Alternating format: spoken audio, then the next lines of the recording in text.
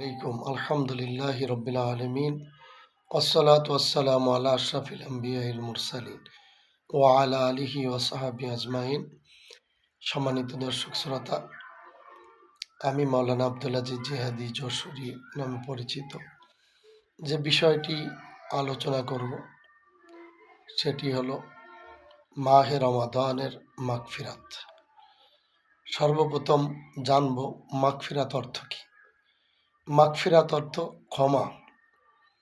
এই 10 দিনে আল্লাহ রব্বুল আলামিন আমাদেরকে ক্ষমা করবেন।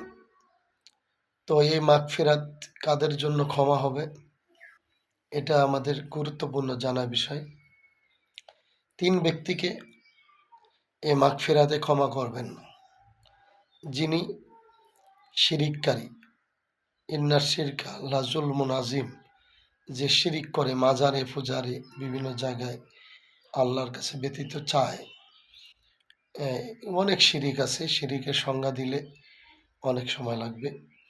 2 নম্বর, মাতা পিতার অবাধ্য সন্তান, যিনি মাতা পিতাকে কষ্ট দিয়েছে। উফি ওয়ালা তানহারহুমা, মা বাবা তার কষ্ট পেয়ে, তার কাছ থেকে খারাপ আচরণ পেয়ে ও শব্দ করে বলেছেন এবং মোনাজাত করে বদদুয়া করেছেন, এবং মাতা পিতা এখনো পর্যন্ত তাকে দেখলেই কান্না আসে, দেখলে কষ্ট পায়।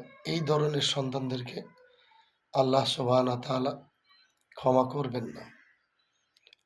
3 নাম্বার, হিংসুকে, যে অনেকের ভালো দেখে হিংসা করে, নিজের টাকা পয়সা, বিভিন্ন দেশে অহংকার, হিংসা, এগুলো আল কিবরিয়া রিদা, এ মানুষদেরকে আল্লাহ রব্বুল আলামিন ক্ষমা করবেন না। কিন্তু আপনি যদি তুবু ইলাল্লাহি তাওবাতান নাসুহা, সহিভাবে তাওবা করতে পারেন, আল্লাহ সুবহানাহু ওয়া তাআলা হয়তো আপনাকে ক্ষমা করতে পারেন।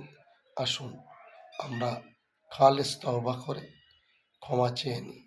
আল্লাহ সুবহানাহু ওয়া তাআলা যেন আমাদেরকে ক্ষমা করে দেন। আসসালামু আলাইকুম।